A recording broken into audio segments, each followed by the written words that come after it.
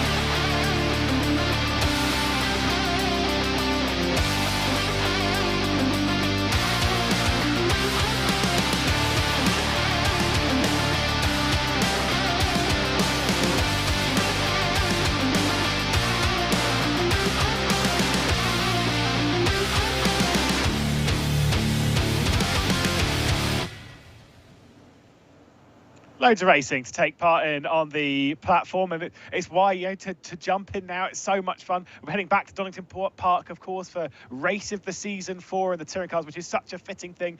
These V10 Formula cars, though, a little bit bigger than those, but there's so much on the platform to race in. Yeah, lots to get excited about, no matter what kind of sim racer you are and what kind of racing you enjoy. There's going to be something for you in the coming weeks and months on R Factor 2. So really excited about it, and really excited to see people making their way into the competition system and making their way into the likes of Formula Challenge and other series. Yes, indeed. And speaking of Formula Challenge and refocusing back on the action that we're really looking forward to, of course, 45 minutes in the race. Last time out, we were at the Daytona International Speedway, and it was an absolute thriller. Herlock will start from pole position, but it's a better launch from Philip Dries, who might well have the whole shot on that run down into turn one, but it is Dries all the way around the outside. Christian Mikel, that Sander Callas has been pushed out wide a little bit though. Let's see if he can do it this time. We've got multiple battles going on. Everybody's trying to defend the positions as they head down towards the start-finish line in towards turn one. Yeah, and that is what Jordi Zwiz is taking advantage of. That's what Philip Dries is taking advantage of. He's down the inside, and Philip Dries, for NeedRacing.com, is trying to take over the race lead, whilst Jordi Zwiz is trying to get around the outside of Christian Mikel. And showing the John Lacey Esports Academy team. Oh, that's Herlock off. Oh, no, after an incredible qualifying. Get that one through your head. It's all very confusing. And Jordi Zwiz is going for second position. He is going aggressive right now because he's trying to catch the race leader of Philip Dries, who now has 1.4 seconds. Sander Callas, though, is somebody who's a little bit further up in the championship standings. In fact, he's leading the championship standings, and he's looking to add to that championship tally if he possibly can. This is a very close battle between himself and Stepkowski. I am all over it, loving this three-way scrap. Not a great line from Jordi Zwiz. Oh, Timotej Andonovski, not a great line from him. Boom, rear wing gone. That's another R8G being sent back to the pit lane. Coming up to the halfway point, and this is, is this what happened? Yeah, he just touched the back of Christian Mikel. Here we go into turn one. Oh, Darius Andre, he's gone below the double yellow. It's going to be 3 wide over the stripe this time. Where does Darius Andre go? He's come back up onto the racetrack as side by side. Sander Callas is sending it around the outside. Super stuff. You know, how much push to pass do you have left? How much rubber do you have left, particularly on those rear tires especially? Darius Andre has a huge moment. The Daytona International Raceway is Philip Dries', and look at this from Christian Mikel. Side-by-side contact as they race up towards the line for third. Dries wins. Sander Callas takes second. It's going to be super tight between these two. Oh, you can't pick them apart as they come across the line. I think it was Darius Andre. Sander Callas in second place, and Darius Andre, who will lose out third. He'll drop his way back, I think only though to 6th place. An absolutely super race there, and a great victory from Philip Dries, who was completely dominant at the front of the Formula Challenge Series there at the Daytona International Speedway. You saw it there. It was a 45-minute race. Let's take a look at how the format works and how we're looking heading into the 4th round of this season. Exactly what you can expect. The 2022 Formula Challenge Series features some brilliant drivers all trying to battle their way through into the Formula Pro Series. Over 6 rounds, 3 of which have already been completed. We started the season at Spa, we then went to Monza before we rounded out the first half of the season at the Daytona road course, and then of course we head to Donington Park now before we head to Circuit d'Azur and then round out the season at the legendary Laguna Seca. Such a difficult circuit to overtake at there as well. Promotion at the end of the season is what they are all battling for. They're all trying to head their way into Formula Pro, the highest level open wheel competition on the platform. The rounds have 15 minutes of qualifying to set the grid for a 45-minute race with no required pit stops. Dynamic weather, track rubber and full damage simulation will be in effect. Cars will enter Parc Fermé after qualifying. They can adjust small things such as front wing angle and fuel rate. Drivers will have 45 seconds of push to pass to use per race, adding about 55 brake horsepower, and race control will monitor the racing action, which is one of the things they certainly needed to do last round, didn't they? Darius Andre picking up a 10-second post-race penalty for contact coming down into T1. Yeah, we weren't sure if that move was allowed at the time. We were even a little suspicious of it. And you ended up being exactly right, by the way, when you said that you were pretty sure he was going to slip down to 6th. He did indeed. So, yeah, it was unfortunate for Darius Andre, but it was still a hugely exciting overtake. Lots of action through Daytona. It was a zero-stop sort of situation. So we were a little bit hesitant about, you know, how much overtaking there would be, how exciting it would be, how much they would be pushing those tires. But yeah, they pushed plenty. They gave us lots to talk about.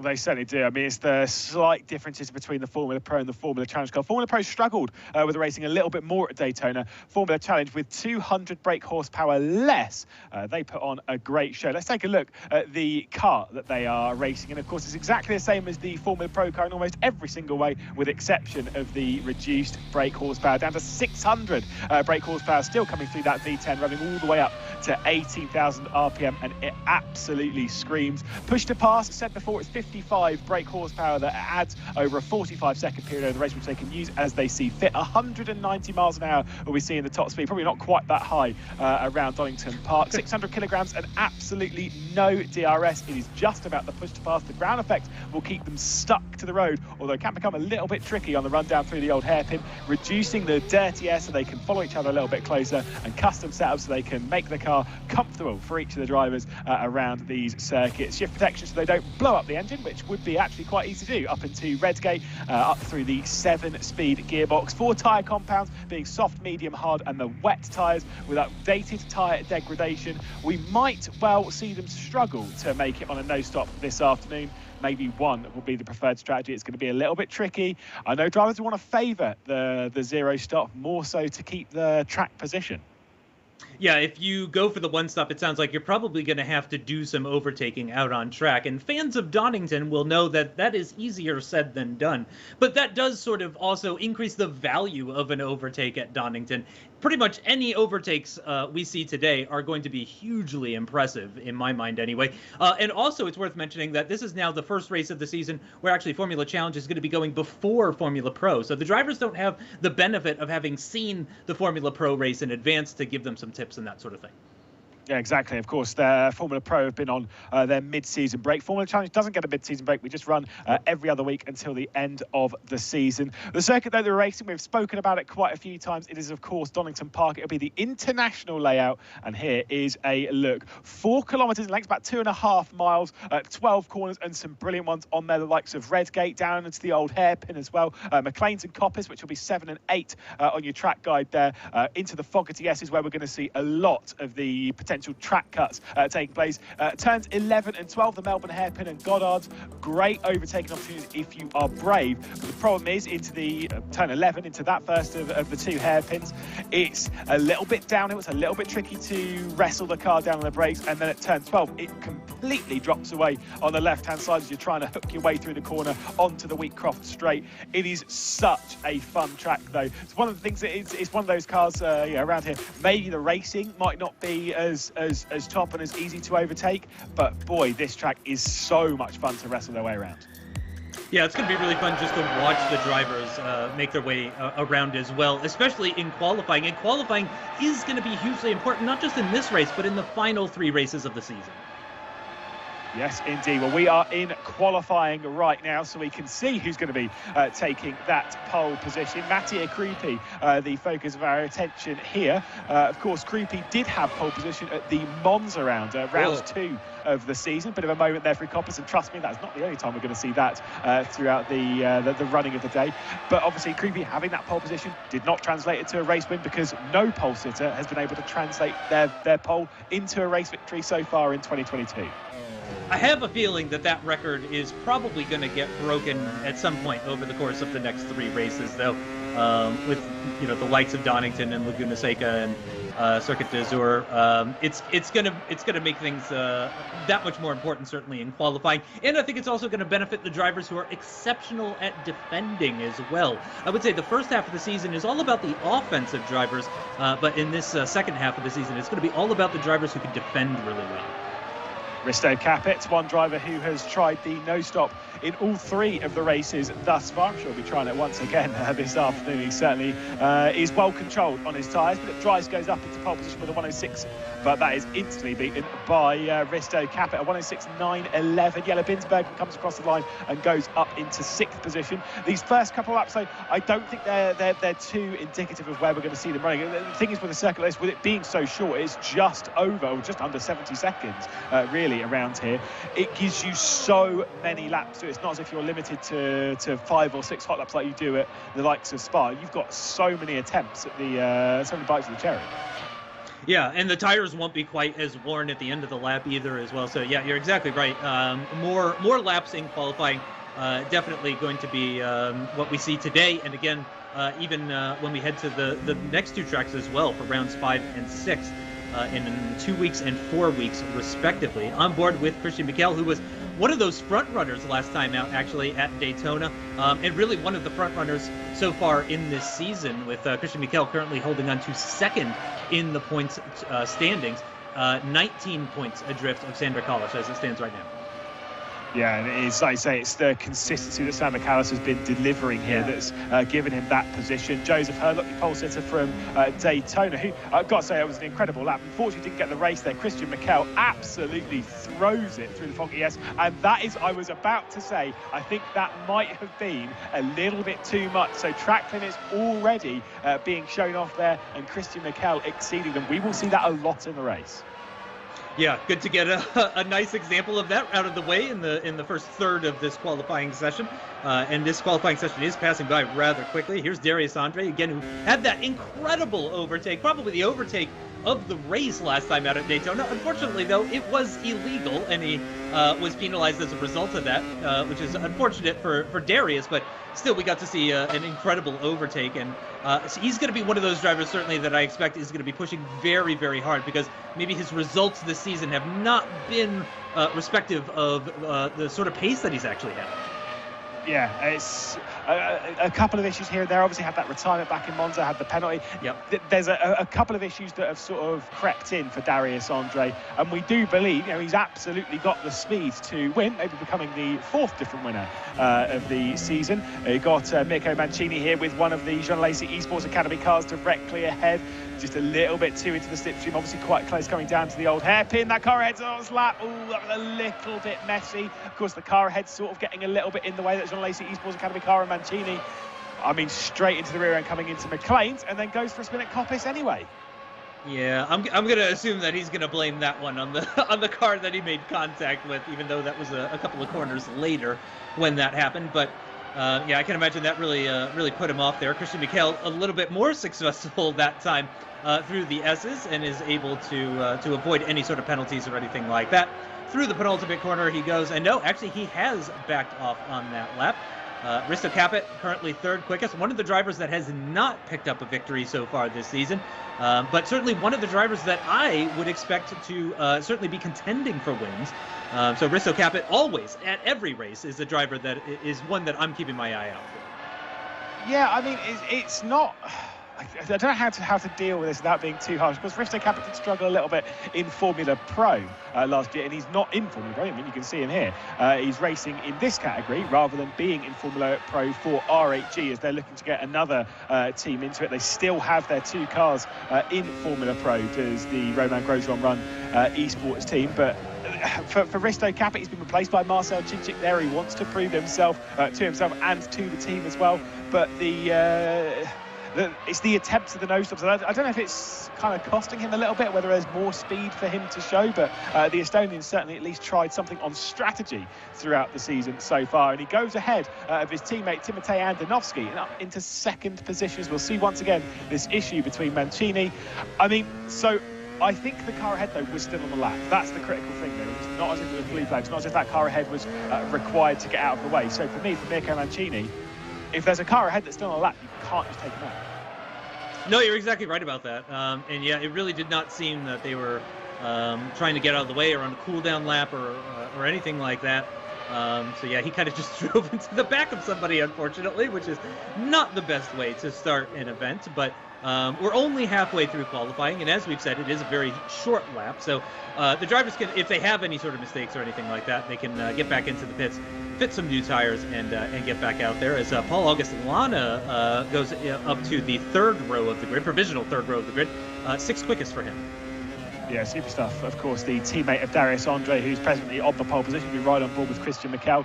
And we'll hold our breath, at least from Christian's point of view, that maybe he can actually make the chicane this time. Down to the Fogger ESs, so much commitment. Absolutely sent it over the curbs. And I came to Donington Park at the end of last year, and team manager of Cetres Nita Velix, being one Mr. Dennis Lynn, when he went on to go and win the British GT Championship, was absolutely sending it through the chicane to the same kind of level that Christian Mikel just did on his previous attempt to set a flying lap around here. Obviously channeling his team boss there, as Christian Mikel will come through the final corner and he'll come up towards the line. It's not great, it's only up into 12, but still it is at least a lap onto the board. Yeah, 12th position for car 13. Christian Mikel is 0.8 of a second off of what Darius Andre has been able to manage so far. But that's not such a bad thing, because Darius Andre is more than 0.2 quicker than anybody else so far in this session. Sandra Collis, though, is going to be one of those drivers looking to improve that. Again, he's been on the podium every race so far this season, if you can believe it. Yeah, your points leader right now sends it through the old hairpin. Big snap of oversteer will ride on board. Just seeing it going through the old hairpin there. It's such an aggressive corner through the Schwantz curve and then up towards McLean's. And then this is one of the places where they can do it at Coppice, where they can have a bit of a moment. We've seen what happened to Giordano Valeriano. Big spin out of McLean's. We will see that a couple more times in the race, I have no doubt. Such an easy corner to overcook it. As you've got the curve there, you basically, when you go 2 wheels over the curve on the left-hand side, you essentially beach the car. Your front wheels are up in the air slightly. Sander Callisto looking great in that second sector, hooks it up to the Melbourne hairpin and then punches it down towards the final corner. This could well be a time to challenge the 106.549 that Darius Andre has set to take the provisional pole here at Donington Park. Sander Callis looking for another pole position in his season in 2022, but it is only good enough for third place, just behind Risto Capit. Yeah, it didn't have the best of third sectors, over 0.2 of a second off of Darius Andre's best time, or the personal, whoever has the quickest time in Sector 3. So not the best for Sander Callis, but still a very representative time, and he tends to do better in the race rather than in qualifying. So I would imagine second row of the grid wouldn't be too bad for him. Less than 5 minutes to go in this qualifying session. Here's Lalu on a lap at the moment, just powering down towards the Fogarty S's, and he's going to carry a good amount of speed through there. And I don't think he made any sort of cuts or anything like that, so he's going to be able to continue on and finish this lap. I think he's lost too much time in that second sector. I think it's more of a cruise lap at the moment, trying to get himself ready for another stab at it. Does Jukka-Pekka Lalu in the Super Venture. He might return to pit lane to go and take some fresh tyres as well. Let's see what he does. Coming through Goddard's in the final, he is holding it tight to come into the pit lane. Got to say as well, we like to speak of the championship and stuff, whilst saying Sander Callis there might actually be quite fairly content with third position. His main championship rival, one of his main championship rivals in Risto Capit, is one position ahead of him. His closest championship rival, being Christian Mikel, is right down the order in 14th position. And one driver who we might have suggested could challenge in that championship battle after a victory at Spa is this driver here, Jordi Zwiers, who's down in 16th position, ready to start another lap, the Flying Dutchman here at Donington Park. Yeah, good outing last time at Daytona for Jordi Zwiers. He didn't quite get onto the podium. He was just shy of a podium result. But yeah, it wasn't a great second round for him after picking up that win at the opening round. But he has managed to bounce back, and with that solid result last time out, now finds himself fourth in the championship standings, behind Capit, but ahead of Rory McDuffie. Yeah, of course, McDuffie's been switching teams to part in the Setras Nita Felix squad recently, but a bit of kick of oversteer there from Jordi Zwiers. I've got to say, considering how bad the round was at Monza, obviously had a decent round inside the top 5 at the previous round at Daytona, clearly finding some form of recovery after that terrible second round of the season. Jordi Zwiers looking decent in the first sector, looking okay in the second, drives it in a little bit too deep into Melbourne, picks up that second apex beautifully, and we'll see if Zwiers can improve his way up the order. It should definitely be better than 16th place, I can tell you that for free, but it's just about where. I think it'll be somewhere inside the top 10, potentially about 7th or 8th position as he comes across the line, and he goes to 7th. Just a kick of oversteer at the exit of that final corner as well, by the way. So not the perfect final sector, but still a really nice lap, and much better than the 16th that he was in previously. Nisula is quite a bit down on the first couple of sectors, but still has time to do another lap, even if this one's a bit off the pace. I've got to say as well, the 1,000 that I was saying about there, Jordi Zwiers just 1,000 a second behind Philip Dry. So that he got a little bit quicker, maybe didn't have a kick of oversteer, he might well be starting on the third row of the grid. Still plenty of time though for them to wrestle their way around for another couple of laps. 2 minutes left in this session. Darius Andre still in the pit lane. Those with the darker names like Andre Capit, Antonovsky, Dries, August Lana, they are in the pit lane. Darius Andre's just lit up on the time just because he's exited pit lane. He's heading back out onto the racetrack. As we can see, Joseph Herlock on a lap coming down to the old hairpin, loses about 0.2 of a second in the first sector. Considering he's down in 5th position, I'm not so sure if there is actually going to be any major improvement on this lap. 0.2 losing in the first sector is quite a sizable margin. It's going to be one that's very hard to overcome. That said, there is a sizable margin between first and second, so even if he carries this advantage all the way around, he might well see himself moving up onto the front row of the grid. Yeah, exactly right. It's pretty close, aside from Darius Andre's lap at the moment.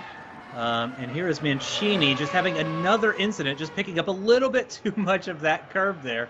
at Coppice. And oh, yeah, that sets him right up into the barrier. And I imagine that's probably the end of his qualifying. Well, Sander Callis out of the final corner. What's this through the first and second sector over the third, and he's good enough for pole position. Sander Callis heads up onto the pole. The championship leader just eclipsing Darius Andre's time. So it is all change here at Donington Park. Risto, Capet, Andonovski, Dry Spheres, Krupi, and a whole lot at the back end of the sort of the top 20. They aren't going back out in this session. Their qualifying is done here at Donington Park. Here's Paul Auguste with, he was trying to line up for a good exit there, but he absolutely kicked the rear end out of the final corner, so I'm not sure how that's going to assist his run up towards Redgate. No, it's certainly not going to be beneficial, but he's got this one final lap. I saw somebody just powering down towards the line as well, but I'm not noticing any improvement, so I'm not sure if that was somebody actually setting a time or not. But Paul Auguste finding his way through the opening corners here at Donington, and is that a little bit wide there? I'm not sure that's the fastest way, and into the blind corner, the right-hander of Coppice. Not too wide through there, missing the apex ever so slightly. He's got a car up ahead as well. I think that is a big miss going through Coppice. I think he was trying to avoid the track limit too much. Darius Andre's picked it up, so despite improving in the first sector, it's not going to be good enough. So Darius Andre is essentially done. Joseph Herlock is done with the session, so fifth is as good as he will start. Inside the top 10, you've got Sander Callis, who obviously improved. Darius Andre, who we've got here, who is not improving. You've got Rory McDuff, who is no longer in that sector as Nico Velix car, that he snuck his way onto the Daytona grid in. He is just running around in a regular livery, of course representing Traxion and representing the drift community that's just been joining the scene by kicking the rear end out, going through the final corner. That is not fast. No, but it did look good, and thank you for the shout out there. I appreciate that. But yeah, the Traxion livery looking great. Rory McDuff putting in a quicker time, finding himself just inside the top 10. Surely he can find some good points from there. I mean, what a great qualifying session. A super battle there between Sander Callis and Darius Andre, and Sander Callis showing why he's so good in this season. His consistency's been there. We're seeing him on pole position. Is this the day that we see him maybe put an end to the run of consecutive second places? I wouldn't bet against him at this point. It's certainly looking really good. He's looking really strong. He's got the one-lap pace. It is rather close between himself and Darius Andre, with 7/100ths of a second separating them at the end of that qualifying session. But yeah, I mean, he's been unbelievable this season so far. And starting from pole position, I can only imagine he's going to be a real threat to that win later on. With it being so tight, though, towards the top, with it being such a difficult circuit to overtake, towards the back end of the top 10, you struggled a little bit in qualifying, maybe a bit more than you'd expected. How do you kind of work your way up in an order like this? It's going to be difficult. I would imagine applying a lot of pressure, forcing mistakes, that kind of stuff is really going to be beneficial here at Donington, especially if the car ahead is making mistakes. If you can see them visually, the back end kicking out ever so slightly as they go through that final corner, that sort of stuff, that's just going to tell them to push even harder and press for that mistake. Well, here's a look at the qualifying order after that fantastic qualifying session. Sander Callis on pole position with Darius Andre, then the R8G duo of Risto Capet and Timotei Andonovski. Joseph Herlock, the pole sitter from Daytona, down in 5th, and then Philip Dreiss, the race winner from Daytona, down in 6th. Jordi Sveers, the race winner from Spa, in 7th position with Paul Augustana, Mattia Creepy and Rory McDuff rounding out the top 10. One critical driver missing in all of that is Christian Mikel, who'll be fine down in 15th position behind the likes of Eros Mashuli, Stepkovsky, Valeriano and Yuka-Pekka Lalu. So big stuff for the driver that's second in the championship as we cycle our way through. The only driver yet to set, or didn't set a time in all that session, was Martin Durlan. Mancini had a lot of issues rolling through that qualifying session down the order. But this is going to be a tough fight. It's going to be all about the pressure.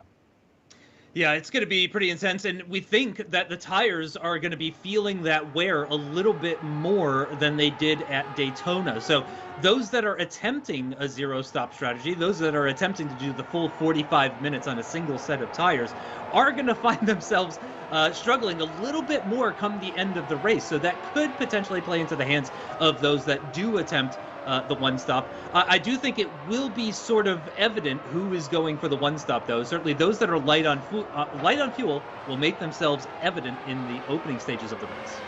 Yeah, they'll need to. If they're running light on fuel and they're in the mid-pack, they'll need to get on with it. Now, we had a rolling start back in Daytona.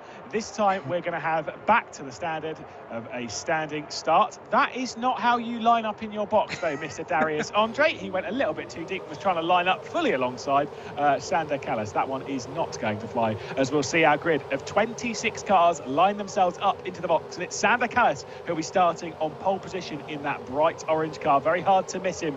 And alongside Darius Andre. It's going to be a tricky one. 45 minutes will go onto the clock as we get ready to begin the second half of the season here in the R Factor 2 Formula Challenge Series. And who is going to take victory? Your championship leader's yet to win this season.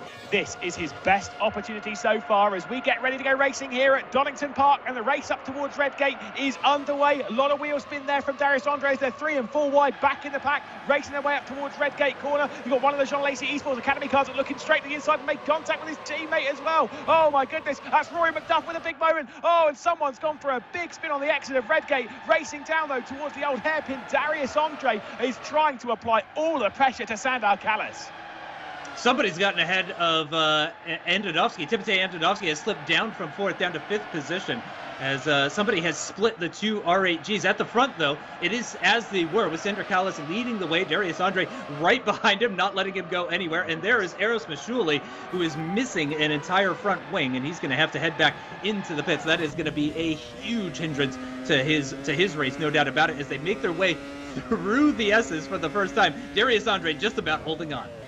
Yeah, I think Mashili was having the issues, of course, when Rory McDuff had that big kick of oversteer going out of the first corner. It was Herlock that's managed to split the two cars. There is Rory McDuff without a front wing himself. So Turka Hakkinen did manage to get past him. I don't know if McDuff has lost his front wing in that first corner incident. He didn't drop back that far in all this, so I think he might have actually dropped it at a slightly different point. Over the line, though, for the first time. Bit of contact there between your race leaders as Darius Andre is trying to get past Sander Callas with the up and under here at Redgate. Rory McDuff does return to the pit lane. They're side by side down through the craners. This is madness. Darius Andre all the way around the outside. A little bit of a brush of the wheels. He's got the inside into the old hairpin. Oh, I think Sander Callas might have gone for a spin, and he certainly has. He's into the barrier. The championship leader could be out of the race. Oh, that is absolutely huge championship implications as he goes spinning off, and Andre takes the lead. Incredible stuff. I cannot believe what we're seeing here today. Jimmy Nasula has managed to find his way up into 10th position at the start of all this. We're only 2 minutes into this race, and already it's gotten crazy. Yeah, absolute madness. That's a big shame there for Sander Callas. I don't know how hard he hit the wall or whether he was able to get back out onto the track, but already for a few drivers up there in the championship, the likes of Callas, the likes of Christian Mikel, who had struggled in qualifying, the likes of Rory McDuff, who's inside the top 5, already a whole heap of drama here at Donington Park as we start the second half of the season. Let's take a look on replays to what happened with Sander Callas. There's a bit of contact here, which isn't too much, but as he turns in, he's a little bit too far over on the curb on the left-hand side, goes for a big spin, just a 360, and bang, he is able to get going. So he doesn't make contact with the barrier. He's still in the race, but he's dropped a whole load of track position. And that's Andonovsky. Andonovsky has run into some more trouble as they're almost 3 wide for a brief moment there, coming out of Redgate. But Andonovsky has slipped down into 11th position. Oh, and that's another car going off there. Was that Hakkinen? Yeah, Turka Hakkinen, see you, mate. He's out of here as we've got Sander Callas making his way past Jelle Binsbergen and up into 15th place. My goodness me, he's struggling to keep it on the circuit here. It is such a difficult one. Binsbergen to the inside of Callas. Oh, Callas just so twitchy there and doing his best not to... Oh, and there's been contact between the two of them. I don't know if there was. I think Sander Callas was actually trying to keep out of the way of Binsbergen. He was losing it on the curb at Coppet. More issues for Sander Callas, who's dropping backwards. Jordi Zneers is trying to apply pressure for the podium. So whilst Binsbergen's gone for a bit of a spin, at least 2 of his teammates are right up the order. Joseph Herlock in 2nd position for Jean Lacey Esports Academy, and his teammate, the other side of Risto Capit, down in 4th. Darius Andre running away 3.2 seconds clear at the end of the third lap of the race. Does that tell you that Darius Andre is on a one-stop strategy? Do you think he's pitting then? I don't know. It's a little bit too high. We'll see in a few laps time as to how much that gap grows. I think it's more so that how crazy the battling's been back here. The amount of pressure that Jordi's Veers is attacking the rear end of Risto Capit tells me he might be on a one-stop strategy, because we know Risto Capit's probably going for the no-stop. Jordi's Veers to the inside, coming up towards McLean's. Big send, too much though, and Risto Capit does the switchback, comes back underneath, and watch out for Christian Mikel, who, I'm sorry, from 15th position is in 4th after 5 minutes, and Jordi's Veers has gone round and round and round again as he returns to the circuit. 720 spin. Some games will give you points for that sort of thing, but yeah, unfortunately not in here. That's going to be really difficult for one of the championship leaders as well. It's worth remembering that Veers, of course, coming into this pretty high in the championship standing, so he's going to be feeling that one, no doubt about it. How has Christian Mikel gone from 15th to 4th in less than 5 minutes? Absolutely go well. It shows the experience of Christian Mikel. I would assume that Christian's probably on a one-stop strategy and is going quite aggressive on the fuel. Yep. But either way, wow. This is a circuit that bites. Everyone's kind of looking at Circuit d'Azur, obviously the next round of the season, where there's walls left, right and centre, as that one being the one that bites. But I've always said this before, is that you underestimate circuits. You kind of look at Donington Park and think it's not particularly a hard circuit. You've got to watch out for track limits when it comes to exceeding for drive-through penalties and such, but you don't really think about the runoffs and such. And that is exactly Jordi's Veers trying to get up and under Christian Mikel and just touches the grass a little bit. 720 spin, absolutely not a no-scope, definitely no headshot in there. Good rejoins, though, that we've been seeing. So we've seen a number of incidents, obviously, but safe rejoins from what I've been able to tell in all of the replays as well. And here is Timotej Antonovsky, who, again, started this race from the second row of the grid from 4th position. Immediately lost out at the start, I believe, to Joseph Herlock, who now finds himself up into 2nd position at this stage. But, yeah, really exciting start for the likes of Herlock. Krupi as well, another driver that's up from 9th. Yeah, he's working his way up. He's got Philip Dryce, the Daytona winner, who's also moved up a single spot. He started in 6th position alongside Joseph Herlock, who moved up into 2nd. I'm going to say it's really tricky. I think the top 2 are one-stopping. I think Risto Capit, we can almost guarantee, just based on previous rounds, previous experience in Formula Challenge, we can almost guarantee he's doing a no-stop. He loves doing a no-stop strategy, which, fair enough, each their own. It's quite tricky to pass around here. Although that said, we have seen plenty of moves, including one on Risto Capit there from Jordi's Veers. It just wasn't completed very well. Mathieu Krupi trying to get past Dryce, and obviously all dragging along Jimmy Nisela, who I think started from 20th. Yeah, pretty far down. So potentially another driver that might be on a one-stop strategy. But again, we might just need some more information on that one. Christian Mikel really hugging that inside line, really not trying to run out too wide there as they make their way through. Oh, who was that in the background there? That was Krupi, I think, potentially just having a look at Philip Dryce, just slipping out of the slipstream, just showing him his nose, as Philip Dryce actually feels the need to deploy some push pass. No, he's going on the offensive, actually. He's trying to get past Capit. He must be on a one-stop as well. He's trying to follow Christian Mikel through. Yeah, Risto Capit did make a bit of a meal of the chicane there at the Fogget, yes, and he dropped behind even Mathieu Krupi. He might be dropping behind Jimmy Nisela fairly soon, but behind Matt, it's obviously a big gap back to Thomas Vac. But for Risto Capit, not looking so great at the moment. I would suggest though that probably everyone that's passed him, knowing the speed of Risto Capit, everyone that's passed him, that kind of made it quite easy, considering it's quite difficult to pass around here. I'm saying they're all probably on one-stop strategy. I think the top 5 aiming for that one-stop. There is a reminder, over the 45-minute race, there is no mandatory pit stop. If they do come into the pit lane, they can run soft tyres in the first stint, soft tyres in the second stint. They can do whatever they want. They can run hard if they really want to, although I wouldn't recommend it. They can come in and go on wets as well. Who knows? But there is no requirement on strategy to be fulfilled. It's just whatever the driver wants to do, the driver can do it, and that's why we see the no stops, we see the one stops. Everyone is on the soft tyres at the moment. That does not shock me. Yeah, I'm seeing a lot of S's. I haven't seen any M's or H's popping up on the left-hand side there. But yeah, again, this is also a slightly, a track that's maybe a little bit more straightforward in terms of the pit stops and the strategy. I think at places like Monza and Spa, we saw a little bit more variety. Here at Donington, it really does seem to just be a 1 or 2 stop, as Mathieu Krupi, again, just kicking that back end out. And look at the amount of time that he's put between himself and Risto Capit already. I think it's pretty obvious that Capit, at this point, is definitely going to the end, as Sirka Hakkinen thinking about making a move. That's for 8th position. He does indeed just about squeezes his way through, and he's ahead of Thomas Bach. And there comes Jordi Spears. Oh my Oh. goodness, switching it to come, goes through Hollywood, down the inside of the Craners to the outside of the old hairpin. Jordi Spears was coming onto the scene very quickly, too quickly for Turka Hakkinen to deal with, who's gone straight onto the old hairpin after making that sensational send on Thomas Schwack, and Jordi Spears gains 2 for the price of 1. If there's one thing that we've learned so far, I think it's that you really need to pick and choose where you're going to do battle. We have seen so many cars ending up in the grass, in the gravel, just purely because they went for a move or they maybe were defending a little bit too much. You really got to be careful about going off the racing line here. That much is clear. I mean, it's just been breathless stuff once again in Formula Challenge. Of course, we'll be racing here in a week's time in Formula Pro. Now we get to see the other way around. Normally we see Formula Pro and then Formula Challenge. Now we get to see it the other way around. I wonder how those drivers will take to the circuit. Of course, someone on this grid will potentially be heading up into Formula Pro next season, and we don't know who it will be because obviously they're still only halfway through the season, and we've got the relegation races to play off with as well. 3 drivers from Formula Challenge will be working their way into the playoff races to battle with the bottom 2 from Formula Pro, the bottom 2 teams from Formula Pro. From this right now, I don't know who's standing out. We've seen a lot of mistakes on this grid, and when you get into like Formula Pro, you can't afford to make those mistakes. I know Formula Challenge obviously is supposed to be that is the learning series, the learning side of things to get everyone into Formula Pro, but still we're seeing a lot of mistakes from these drivers, which you can ill afford at that level.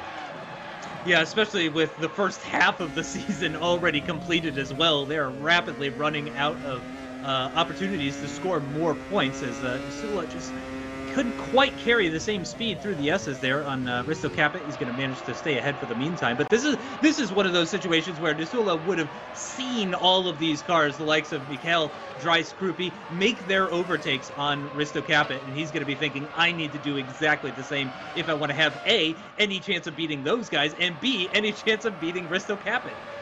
Yeah, I will say, I think Nisula, I don't think it's a problem because I don't think he's exceeded too many times, but he did definitely exceed through the fog ESs there. Basically, you've got to keep it within the white lines. I know obviously everyone's used to seeing British touring cars and stuff around here, and all of the track limits of uses. That will not fly in this right now. So you can see the great launch there. I think that's Jordi's Veer, or maybe Mattia Creepy that gets into the side of Jordi's Veer. There's Eros Masuli. Watch out for Rory McDuff here, who comes straight out. And as Masuli went into the back of McDuff, he then got spun out by someone directly behind, obviously straight over into the barrier on the exit of Redgate, and boom, the front wing has gone. That definitely wasn't where Rory McDuff lost his front wing. He must have lost it later on in the lap, maybe coming through Coppice.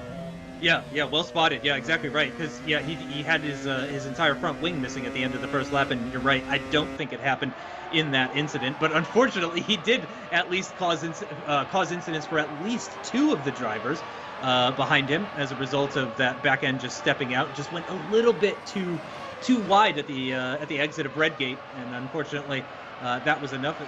Again, just struggling with the 600 horsepower being deployed by these Formula Challenge cars. Mattia Krupi still sticking to the back of Philip Dries. And in fact, this group here, Mikael, Dries, and Krupi, running very close together. They are almost certainly running the same strategy. But they are 12 seconds off of the race leader, Darius Andre, a further 7 seconds behind Joseph Herlock, and they are really being closed in by Jordi Veers, who's right on the rear end of Jimmy Nisula as they head up towards the Schwantz curve and McLean's once again. This is heading through Coppice right now, and Mattia Krupi all over the rear end of Philip Dries. Wonder if he'll get onto the button here on the race down the Starkey Straight. It's about 515 metres long, just over half a kilometre, but it's such a high-speed chicane. It's so tricky to make the move there. You're more trying to get them offline so that you can attack them going down into the hairpin. Yeah, exactly right. And it may even just go side by side into this hairpin, and then you finally end up making the move here at Goddard. So yeah, it might be one of those situations where you start the overtake at Coppice, but you're not actually finishing it until possibly you're approaching Redgate. But that really is just the nature of the Donington circuit. You really got to be thinking. It's sort of like chess at this point. You got to be paying attention to what the car ahead is doing, the car behind is doing. You need to pay attention to what their strengths and weaknesses are, where they're slow, where they're fast, and you have to, make your move when the opportunity presents itself, as Jordi Veers may be presented with an opportunity here very quickly. He's just taken a little bit too much go with the exit of the old hairpin there. He did manage to work his way past Jimmy Nisila, so he's got up into 7th position, and now trying to get past the Estonian. Did try and make a move before. Oh my goodness, you can't be behind Risto Capit and nearly make the same mistake. Come on, Jordi, take a deep breath. GT Challenge Season 2 champion of Jordi's Veers. He's now got to deal with some side-by-side from Jimmy Nisila. He might have to back out for this one. They're side-by-side through the fog. Yes, it's straight line from Jimmy Nisila, who might have exceeded for the second time at least in this race as he runs it over the curbs going through the fog at ES, and Jordi Veers is able to hang on. He needs to stop making that mistake at Koppes. Yeah, he really does, because that is absolutely killing him, because he's going to take a while now to get back into that slipstream range of Capit, who's actually now deploying a bit of push to pass in order to maintain that gap as much as he can. See if he can keep that John Lacey Esports Academy car at arm's length as we get into the second third of this race. 45 minutes is the entire distance. We're coming up to 30 minutes remaining, and Jordi Veers, again, one of the championship protagonists. He's not leading the championship per se as it stands right now, but still one of the protagonists. 218 championship points as it stands right now, only 2 behind Risto Capit, the car ahead. Yeah, and of course he did lead the championship after the first round of the season, after that first victory. So for Veers, so he knows how to win at this level. He's won not only in GT Challenge, so before he obviously the GT Challenge champion, but he won in GT Pro as well. And in his very first race in GT Pro, back in Imola at the start of season 3. So knows how to win races at quite high levels. Just way too many mistakes in this race, which is only being able to be described as suboptimal. He needs to kind of get back into the rhythm. He's kind of going to hemorrhage quite a few points, and I think the only person he can blame is himself. Definitely on a one-stop strategy. I think that one could be confirmed, which was the strategy he used to be victorious, obviously, in the first round of the season. Yeah, exactly. I mean, and it's easy to understand if you've been successful with something like that, why you would want to continue that sort of thing. But of course, these drivers know themselves better than anyone else, and they will be able to tell you their likelihood of success on a one-stop versus a no-stop, depending on the track, depending on the car, all of that kind of stuff. So, they would have done plenty of testing as well, too, just to try to prepare as much as possible and just to ensure that they're in the best possible position coming into this race. But Jordi Veers has now flown up to the back of Risto Capit. He's now right behind, and he crucially did not make that mistake through Koppes. Whoa, and he's got a lot of overspeed here on Risto Capit, and that was aggressive. Oh my goodness. He was like, right, that's that one done. Mattia Krupi to the inside of Philip Dries coming through the Melbourne hairpin as they race their way off down towards the final corner. Jordi Veers has been able to keep Risto Capit at bay, heading through the Melbourne hairpin and up towards Goddard's. But the side-by-side for 4th position, Dries, Krupi, Christian Mikel as well in that 3rd spot. I think that's where the real question is what are those 3 doing on strategy? Whilst we can almost completely guarantee Risto Capit is on a no-stop, guarantee that Darius Andre and Joseph Herlock are definitely on the 1-stop. But what's this group doing? Because they're sort of a halfway house. I would expect them to be a little bit faster than Risto Capit if they're no-stop or 1-stopping in comparison. But then surely they'd be able to catch up with Darius Andre and Joseph Herlock. They don't have that kind of speed. So they're kind of like 50-50 between. Either they're 1-stopping and not going very quickly comparatively, or they're no-stopping and going very, very quickly. And it's not like Jordi Veers was like catastrophically slow compared to Risto Capit in qualifying. It was only 0.2 of a second between the two of them. So yeah, you would expect if that John Lacey Esports Academy car was so much more underfueled by comparison, it would be so much more faster. So yeah, Capit is I think you're exactly right, definitely going to the end. But there's a few question marks, especially at the front of the field. We're on board with Mattia Krupi as he makes his way down the start-finish straight, just picking up that slight slipstream off of Dries, the race winner so far in this season. Again, we've got 3 different race winners in the 3 races that we've had so far, and none of them were Darius Andre. So at the moment anyway, it's looking good for another winner. But again, we don't know exactly what the pit stop phases are going to be doing to those that need to come in again. The only driver inside the top 5 that has won a race is Dries. Darius Andre hasn't, Joseph Herlock hasn't, Christian Mikel hasn't, Mattia Krupi hasn't. They've all looked strong enough to win races at various times this season. And so this is why I think we could absolutely see 6 different race winners. Mattia Krupi looks to the inside of Philip Dreiss going into the Fogger ES. That's going to be a bit too much. A lot of curb taken there from Dreiss. I think there's going to be a move down into Melbourne. Certainly a look. By the way, I've said this before, Melbourne, nothing to do with Australia. There's a village nearby called Melbourne, and shockingly enough, it's in this direction. So before anyone gets onto their high horse that is based on a hairpin somewhere in Australia, absolute rubbish. I thought maybe it was because it was at the southernmost point of the track, but even that's not even accurate. Nice. It's not even close to accurate. That would have been good. That's a great way of naming corners. Right. What country is it nearest? Yeah, pick a town in there. Off you go. But Mattia Krupi still in 5th position, still trying to find a way past Philip Dreiss, who is still trying to find a way past Christian Michael, who I have to say has been doing an absolutely stellar job. There are a number of drivers in Formula Challenge this year who I would say are excellent at soaking up pressure. Christian Michael is definitely one of them. Yeah, indeed. I've been told, I've asked a couple of drivers elsewhere as to what they think is going on with this group. Asked them for their opinion, as there's a bit of lap markers. That'll be Eros and Suli dropping a lap down. Mattia Krupi is going to be quite close this time because they've all got delayed a little bit through coppers. But asked a couple of drivers, a lot of them are saying they reckon this group might be no stopping. Bit too much for a moment there from Christian Michael. This could be the opportunity for Philip Dreiss, who's got to the outside coming down to the Melbourne hairpin. And of course, Mattia Krupi is going to purchase that ticket straight down the inside of 1, straight down the inside of 2 as well, as they'll be side by side up towards Goddard's. And it's now Mattia Krupi up in the 4th position. I'm not sure it'll be 3rd because the track drops away so much. Christian Michael is able to hang on, but Mattia Krupi has gone +1 in this battle. Yeah, he was going to have the inside line into Redgate as well, so even if Dreiss was still alongside him on the run down towards turn 1, I think Krupi was going to get it done eventually, and he just closes right up to the back of Christian Michael as well as they start yet another lap. 25 minutes remaining in this 45-minute race, and Krupi now finds himself in 4th position, and I tell you what, he, at least based on his body language, he seems to think that he has the speed to not just take that 3rd place position, but possibly even walk away with it as well. So is Krupi just a little bit better on his tires, or does he have slightly less fuel? Is he stopping a little bit earlier compared to the cars around him? These are all things that we're going to have to find out, but thankfully we're going to find out very shortly as Krupi again just has a little look-see up the inside there into the S's, but in the end thinks better of it, allows Christian Michael to hold on to that position for the meantime. I mean, what a super battle this is for 3rd. I mean, he says you can't race around Donington Park. We know it's a tricky racetrack, but these 3 are putting on an absolute show here in the 3rd round of Formula Challenge. Anyone who's going for the one-stop strategy, they're going to be quite close to committing to the pit lane as we're rushing our way towards the halfway point of this race.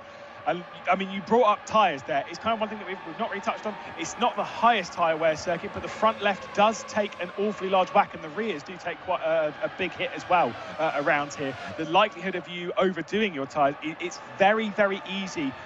It's kind of one of those tracks where you've got a lot of control. You've got a lot of things that you can do to keep those tyres in check whilst also setting good times, but it's so easy to bite off a little bit more than you can chew as side by side towards Schwantz curve.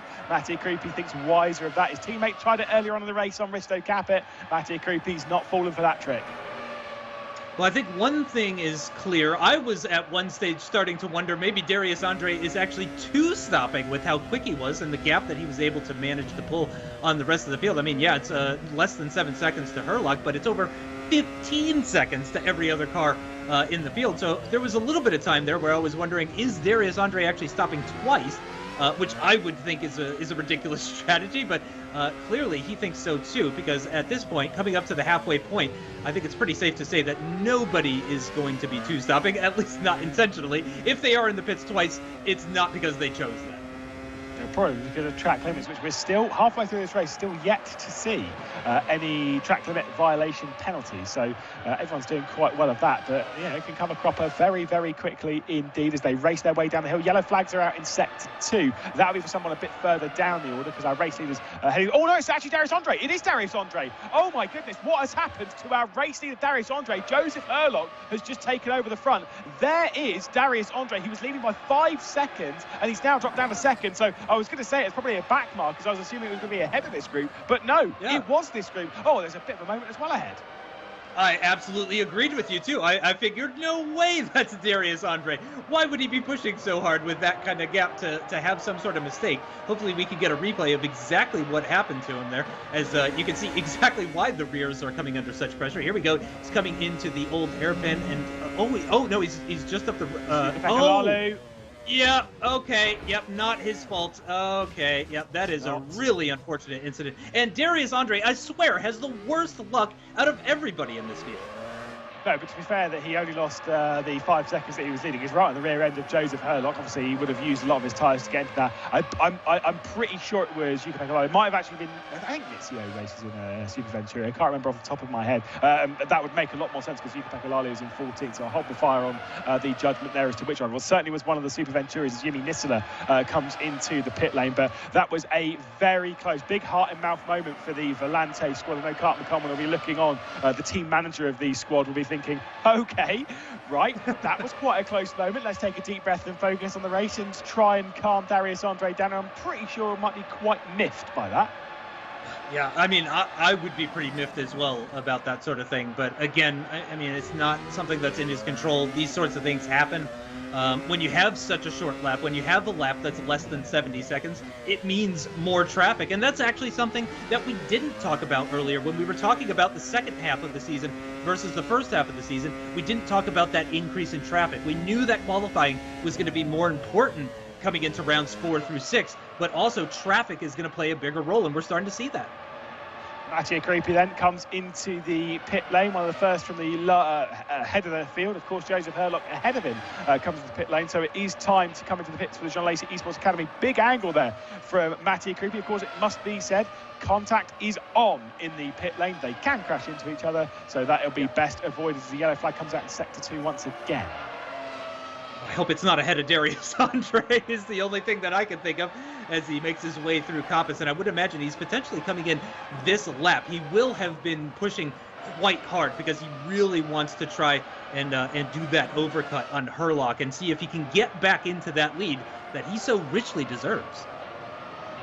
Yes, indeed. Let's see if he's going to pit straight away. We'll look again at the replays to what happened with Mattia Creepy coming in. Oh, he's coming right ahead of his... Oh, my goodness me. He's coming right ahead of his teammate who's trying to win the race, which obviously, you know, he's got to commit to his box. But that is unlucky that they were separated by that little. There was contact in the pit lane. Joseph Herlock will have a little bit of damage. I'm pretty sure there'll be some rear-end damage as well to Mattia Kubik. Can break the diffuser, who's now behind Sandar Callas, who obviously had a big moment earlier on in the race, now championship leader. But my goodness, drama in the pit lane. Jordis Viers is also in. Of course, the final one of the John Lacey Esports Academy was up inside that top 10, so he dived into the pit lane. Darius Andre still out, still leading, awaiting his first and final pit stop of the day. Just as a reminder to those at home, the current leaders of the championship coming into this round were Sandra Callas, who currently finds himself in 11th position, Christian Mikel, who finds himself in 2nd position, and Risto Capet, who is at the moment in 4th. So right now, it's going to be advantage Christian Mikel if it were to finish like this, of course, but we'll have to see how the second half of the race goes for him. Oh, Mattia Krupi just cannot catch a break. Lots of action for him throughout this race. He's going to go on the offensive on Sandra Callas. He's going to try to go around the outside now through this double left-hander. Can't quite find a way through. Has to sit back in 11th position for the meantime. Picks up a bit of dirty air as well, too. Throws him a bit offline. Yeah, and a big catch there did Mattia Creepy. Yeah. He's got Jordis Viers directly behind him as well, who's been closing right in with the red mirrors. Again, as we said before, the John Lacey Esports Company cars have all got slightly different colours. Jordi did message me, by the way, after Daytona. After there was a bit of contact that Mattia Creepy made with Turger Hacken, and I was like, it's Jordis Viers. And Jordi was like, it clearly wasn't me. And then about 5 seconds later, when we realised, actually, it wasn't. It was Mattia Creepy. I then railed him saying that, I mean, pink and red are two very, very similar colours, mate, so now we're not going to be able to pick these two apart because they are, despite all the work to make driver colours, there's no picking those two apart. Yeah, it is red and light red, let's be honest, between the two of them. I know we'd like to give pink its own name and everything like that, but essentially it is just light red. By the way, up the road, Lalu is struggling a little bit just ahead of Kalash. It seemed that Kalash backed off a little bit there. That's put Krupi right onto the back of him, though. And right behind Krupi as well is his teammate Jordis Viers. So this is tightening right up here in this battle for 9th position. I guess you could call it 10th. Because, again, a bit of a gap starting to form between Lalu and Kalas. But Kalas is going to be keen to try and get ahead as much as he can because he's got a couple of John Alesi cars trying to relegate him. Yeah, he's picking up a bit of slipstream, like you say, from Yuka Pekalala, which is being able to keep him off. Darius Andre is into the pit lane. We'll say that Joseph Herlock lost about 34 seconds in the pit lane transition. There's Mattia Creepy down the inside. He might be too far down the inside. Locks up the rear end. Somehow, oh my goodness, kick of oversteer again. And Mattia Creepy manages to wrestle it to the apex. He does pick up the position on Sander Kalas, but not on Yuka Pekalala. Out of the final corner, he is going to draw himself alongside. He is going to move up into 9th position. My goodness, what a battle as Jordi Veers also got past Sander Kalas. He's trying to get around the outside of Yuka Pekalala as well at Redgate at the first quarter of the track. He's straight around the outside, and the two John Lacey Esports Academy cars get past. Took them 3 corners to move up 2 positions apiece. Super stuff between them. Christian McCall now leads from Philip Drives from Risto Capit. Question marks as to whether they are no stopping or one stopping. We think McCall and Drives might actually be no stopping here. We know Risto Capit is, but it's just about maybe McCall, maybe Drives. They're doing a one stop, but they started the race with more fuel, so they're stationary for less time. What in the initial D was that overtake? For real, I would love to see an onboard replay of that because that was incredible for Krupi. I really thought that he was on his way to having an accident, not making a double overtake. So I'm pretty impressed by that one from Mattia Krupi. And again, I would love to see an onboard of that at some point, even if it's after the race. I would love to see a clip of that. Because that looked like the sort of overtake that, again, they do an initial D. You know, it's like something where someone would yell out the name of a special attack as they do it, as they make that overtake at the Melbourne Hairpin. That was something that that you don't see every day. So hats off to him, though. Moves himself up into 9th position. He's still got his teammate right behind him, but he's got a bit of free air up ahead so he can push to his heart's content. Well, Darius Andre's been into the pit lane and back out. Is now on the rear end of Turka Hakkinen. Is 6 seconds clear of Joseph Herlock. Darius Andre, despite the drama that he's had, if he'd not had that issue as he gets alongside Turka Hakkinen, if he'd not had that issue with the Super Venturi coming onto the circuit, coming into Starkey's corner, he would be ahead of Risto Capit post pit stop. Yeah. That is how strong he was looking in that first stint. He's still not that far behind as Dries comes into the pit lane. I think that actually confirms the top 2 will be on a one-stop strategy. So Christian McKell, I'd suspect, to be in the pit lane fairly soon as well, meaning that Risto Capit on his no-stop might take over the race lead, but will it last long? And I thank you so much, whoever queued up this replay, because again, I just have to see what this looked like. He gets pushed all the way to the very inside, and he's pushing on the brakes as hard as they go. The back end is kicking out at the entrance of the corner, at the middle of the corner, at the exit of the corner. The whole time he is just fighting that car. And then, up ahead of him, just a small mistake from Lalu is what's going to allow him to make that move for 6th position on the run down towards Redgate. But that was absolutely incredible, the way that he conformed to what Kalas was doing. So Kalas really pushed him to the inside, and I think he was a bit surprised by that one and had to kind of make it up as he was going along. But I think he really made lemonade with those lemons and managed to make those 2 overtakes, and that might be the move of the day for me personally. Tasty lemonade indeed. Here's Zalagianis, who's got one of the Volante cars directly behind. That'll be Paul Auguste Lana, I do believe. Not 4th position, going a lap down the Jean Lacey Esports Academy car that's just coming over the crest, coming down into the Melbourne Hairpin. That is the one that he's really looking at, 4th position. He's currently in 6th spot. Christian McCall comes into the pit lane and relinquishes the race lead over to the Estonian of Risto Capit. Darius Andre is not far behind. Where does Christian McCall come out in all of this? As we look at Sander Kellis on the back of Yuka Pekalala for Super Venturi, is there going to be a look to the inside? Zalagianis comes into the pit lane promoting Andonovski, Krupi up spots, and obviously will promote these 2. Jordi Veers back in the pit lane. What has happened to Jordi Veers? Has he come a cropper to those track limits? I think he might have done.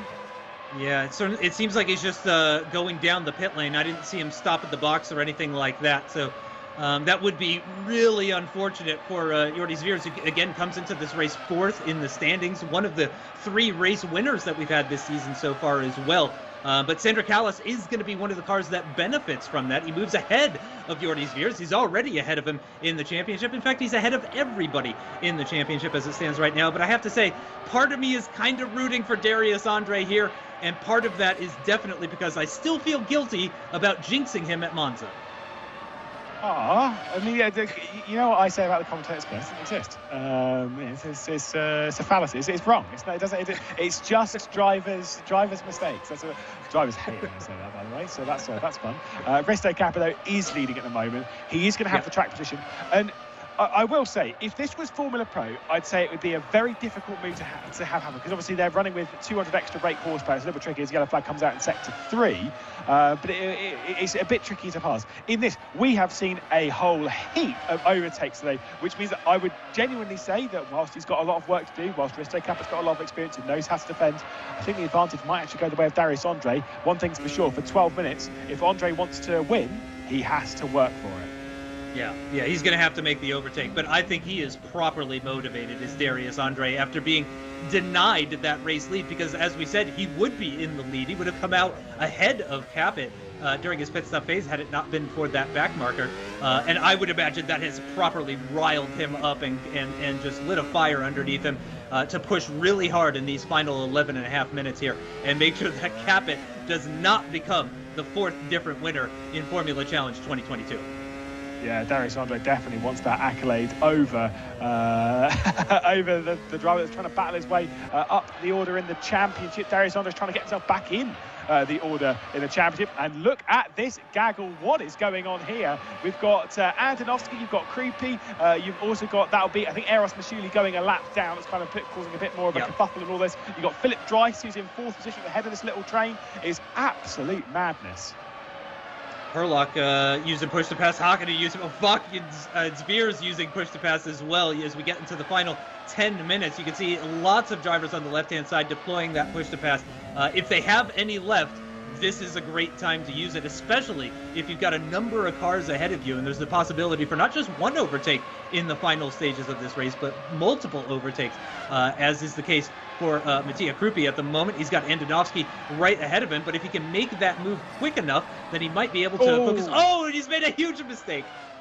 Yeah, he's made a complete mess of that. It was whilst he's getting past the Masagini esports cars that are going a lap down all of this. And look at this, just trying to get through around the outside. Super stuff, but it's all a lot of back markers that are trying to get their way past Mattia Krupi. That entire gaggle of 4 cars behind him, they are not for position. They are all cars a lap down that have got their way back through on Mattia Krupi. Crazy stuff there coming into the Fokker ES. So tricky when you've got all that. You're trying to focus on your own battle. You've got everyone else battling between themselves. They're all fighting for their own track position, and points go down that far as well. Very tricky stuff indeed. And look at that race lead, by the way. We look back to Darius Andre, 0.7 of a second between himself and Risto Capit. Yeah, I don't think he's going to wait around either. And, you know, as you mentioned before, the push-to-pass system is a higher percent of the total power on these Formula Challenge cars compared to the Formula Pro cars. So, yeah, you're exactly right. That 55 extra brake horsepower is going to be more significant on a car with 600 horsepower than it is on a car with 800 horsepower. And you can see Darius Andre is very close to the back of Risto Capit. And with less than 10 minutes remaining, I think he's going to be able to do it. Now, Risto Capit is a fierce competitor, an incredible driver, not just in sim racing in general, but in particular in R Factor 2. And he's not going to make it easy. He's going to try to make it as difficult as possible for Darius Andre. But similarly, I do also think he wants this good result. He's not going to throw it away by battling too much. And there's a lot on the line here. You're looking for your both of these drivers are looking for their first victory of the season. They're looking to start off the second half of the season in the best possible way by taking top honours. And there is not long left to go in this race, just 8.5 minutes. This is going to be a thrilling fight, of course. To explain the stakes to you again, Risto Capit has done a no stop in this race. There is no mandatory pit stop. There is no required entry into pit lane from these drivers. Risto Capit has started the race in these tyres. He's been running on them for not far off 40 minutes. Darius Andre has had a pit stop just past the halfway point in this race, and the two of them finding themselves in the same bit of racetrack as Sander Kallas goes straight around the outside of Joseph Herlock. You've got Turger Hakkinen as well just behind. The two going side by side through Koppis, and Sander Kallas working his way back up the order. That is the championship leader back into 8th position. Yeah, up into 8th. It looks like Hakkinen going to try and follow him through, but he's going to block him off ever so slightly. Hakkinen goes around the outside into the S's and does manage to make that move. He carries more speed than Sandor Collis. They're going to be side by side inside line for Turka Hakkinen as he gets into the penultimate corner here. Sandor Collis trying to stick it around the outside. If he can get the inside line for the final corner, that might be his opportunity to maintain the position, but no, Turka Hakkinen is going to hold on to it. It gets the inside line for that final corner. What a scrap. The feisty Finn back at it again. Another one of those drivers that has no team at the moment. We're looking to see where he's going to head to in the sim racing landscape. But that is an all-black car, no team behind him, no team backing him. Does work quite closely with the Citroën Intervelix team and Rory McDuff, at least has done in the rounds previous this season. As Risto Capit is still hanging on to the race lead. 7 minutes left to go. Not many laps, of course, but being around about 66, 67 seconds a lap. Around here, we are talking in the region of about 7 laps left to go. There are a lot of opportunities for Darius Andre to try and find his way past Risto Capit, but like you said before, the Estonian is a wily old fox, and the race, leading a race, he's done that quite a few times in his sim racing career. He's been racing for a very long time.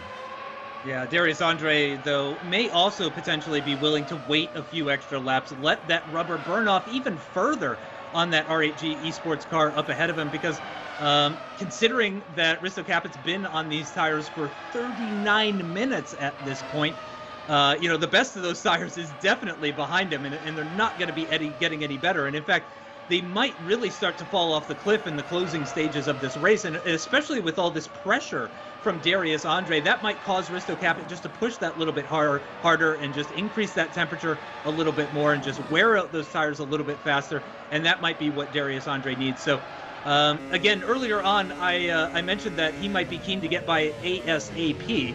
But actually, it turns out Darius Andre might be happy to just sit back and wait for a little bit. I did see him deploy a little bit of push to pass on the run down towards the Melbourne hairpin there. But for the meantime, he's just sitting back just a couple of car lengths behind. Well, one of the things with the Formula Pro car, and obviously it's Formula Challenge variant that we're racing here, is that you can see the tyre wear as well. There is a visual on that. And to be fair to me, I know Risto Capit's tyres are quite worn at the moment. There is obviously when you're talking of percentages and stuff, there's the kind of the requirement. They need to keep it really above 35% on the actual tyre percentage. Past that point, it basically drops off a cliff as Mattia Krupi's trying to get around the outside of Timotej Andonovski. A bit of kick of oversteer once again from Mattia Krupi, but you're trying to keep it above that 35%. Got to say, Risto Capit's rear tyres look absolutely fine. I wonder how Darius Andre's are looking in comparison. It's more so the front left that's taking an absolute beating as we head into the final 5 minutes of this race. I am told that Risto Capit's tyres are below that 35%, at least his front left is. Ooh, very interesting. I can tell you, though, he does still have push to pass to play with, because I just saw him deploy it previously as Darius Andre shows him his nose into that penultimate corner, not quite close enough to actually force Risto Capit to go defensive through that corner. He didn't have to leave a gap or anything like that, but again, really running out of laps. 4.5 minutes remaining should tell us 4 laps remaining for this leading pair, I would expect. So yeah, a number of overtaking opportunities still present themselves to Darius Andre. And again, Risto Capit's tires are very worn at this point. So it's going to be very interesting to see how this plays out. But I'm still gunning for Darius Andre. Again, he's had some really atrocious luck throughout this season. But either of these would be a deserving winner.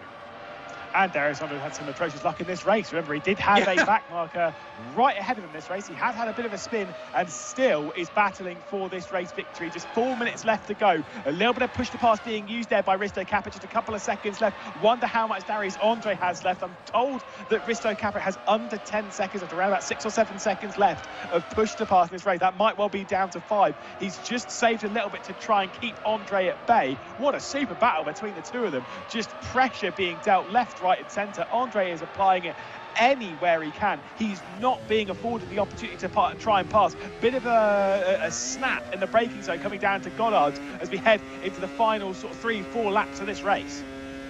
And did I see some traffic up the road just a little bit ahead of Risto Capit? I may have done. Yeah, there is a car up the road. I don't know if that's somebody who is on a one-stop and is pushing rather quickly, actually, and lapping quite fast, or if that's another no stopper that could potentially play a role in this.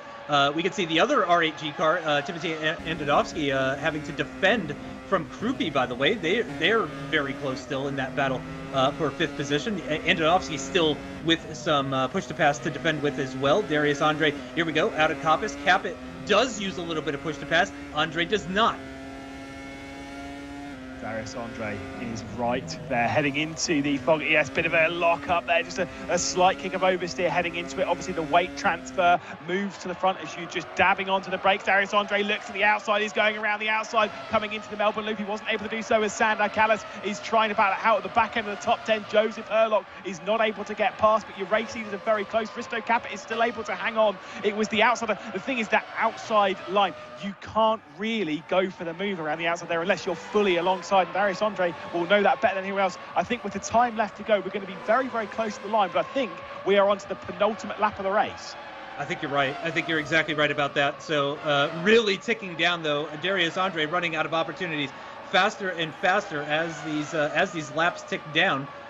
He's running right in the slipstream of Risto Capit at the moment, and he's doing his best to keep up to the back of him, and he can stick to the back of him pretty well because of the ground force effect that we have on these cars this year. And let's see, the push to pass does seem quite popular here, and again, Capit using push to pass, and again, Andre is not. I have to wonder, does Darius Andre have any push to pass remaining?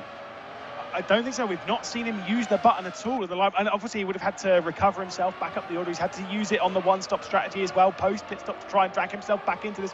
I don't think Darius Andre has any push-to-pass remaining in this race. We know Risto Capit has got about 4 or 5 seconds left of the button. They head down towards the final corner. 1 minute 8 seconds, a little bit too deep there from Risto Capit, punching it out of the final corner onto the final lap of the race. That has delayed Darius Andre just a little bit. And my goodness, what a battle, what a showdown we're going to have here at Donington Park. Christian Mikel, by the way, has been closing up rather significantly on this pairing. It was over 7-8 seconds or so. He got it down to less than 6 seconds ever so slightly, but obviously with 1 lap remaining, he's not going to feature in this battle for the lead. It is going to come down to Darius Andre versus Risto Capit, and Risto Capit is already using push to pass early in the lap. Oh, that's going to be bad for Darius Andre. And instantly pulls over the side. He's going to let Risto Capit come straight back through. That was into McLean. It was just into the rear end. Of course, Darius Andre, he's come a cropper to penalties before in the Formula Challenge Series. That one, I'm pretty sure, will just be dealt with. It's like, yep, fair enough. You two have had that contact. Darius Andre looks to the inside, coming down to the fog. Yes, it's big move here. But the Estonian is able to hang on. There's contact between the two. And Risto Capit is still able to hang on to the race lead. What a super scene between the two of them. Heading down in towards the Melbourne hairpin. The defensive line from Risto Capit in this absolute showdown over the final 10 minutes of this race between Risto Capit and Darius Andre. One final attempt for Andre to try and find his way past. My goodness, what a final lap here. R8G are on top once again in Formula Challenge. It's not Andonovsky this time, not Henningsen rather. It is Risto Capit on top here at Donington Park, just ahead of Darius Andre. And after the crazy final lap from them, Christian Mikel was closing in 3rd and nearly made it a 3-way scrap for the race lead. What a drive from Risto Capit. That was incredible. I really enjoyed that final lap. It's unfortunate there was that contact between the two of them. You could see Darius Andre was pushing so hard to try and find any opportunity to overtake, but Risto Capit, very well driven, expertly defended, and you can see that he has a lot of experience in sim racing, and especially R-Factor 2. The way that he held on to that with the zero-stop strategy, and we doubted that strategy early on as well, but he did incredibly to come home for the win. Gotta say, it'll be very close in the championship after the issues for Sandar Callas, down in 23rd spot after a lot of issues. That is our champion leader. That will tell me that this driver, Risto Capit, he was coming into the 2nd in the championship. He dropped back a little bit. He was trying the no-stop strategy for the 4th consecutive race. This time it's worked. He's come out on top. I can guarantee he'll be leading the championship standings heading into the final couple of races of the season. Just 2 more left to go. That was Darius Andre finally getting that overtake done on Risto Capit. Well, Risto Capit winning the race ahead of Darius Andre, just about across the line. Christian Mikel was able to close in to get onto the podium once again. Philip Dries in 4th position with Timotej Andonovsky in 5th. Mattia Krupi, Turka Hakkinen, Jukka-Pekka Lalu with Joseph Herlock and Jordi Spears. It could have been a much better day for the John Lacey Esports Academy. They were all inside, or they've all been inside the top 5 between those 3 at some point in the race, where they're all dropping down to the back end of the top 10. And Jordi Spears, obviously, I think he was the only driver really, at least in the top 10, to have served a drive-through penalty for track limit excursion. Jimmy Nisler and Stepkowski. Rory McDuff had issues on the very first lap of the race, losing his front wing coming down for the final sector, with George Salagianis in 14th position, Martin Derlin in 15th with Jelle Binsbergen, Lianis, Paul Auguste Lana, who obviously had his fair share of dramas coming down to the old hairpin with Mancini behind. A few other drivers, a couple of retirements there for Casper Nizio and Nicola Pastor. Issues right from the very first corner for Eros Masciuli. But yeah, what a race. We'll take a look at highlights from the race itself as they would race their way down into turn one, and it was a super start from Sander Callis, who was able to just hang on from Darius Andre, who tried and make it stick around the outside. Rory McDuff would have a kick of oversteer on the exit of the corner, and Eros Masciuli was the one that would pay the price as he'd be sent straight out towards the barrier on the left-hand side at Red Gate, losing out an awful lot of time. Darius Andre making it stick around the outside, a little bit of contact between the two. This is where Sander Callis went for a big spin into the old hairpin, would avoid all of the barriers and was able to carry on, but he would drop right the way down outside of the top 10 after all of that. Darius Andre would take over the race lead and was looking very, very comfortable, would pull out an over 5-second lead over the opening section of the race, but we'd have some drama to deal with. Mattia Creepy trying to get past Philip Dreiss at the back end of the podium battle, but Christian Mikel was hanging on for that. A great little scrap between the two as Mattia Creepy would get down the inside trying to clear two positions in one corner, wasn't able to quite do so.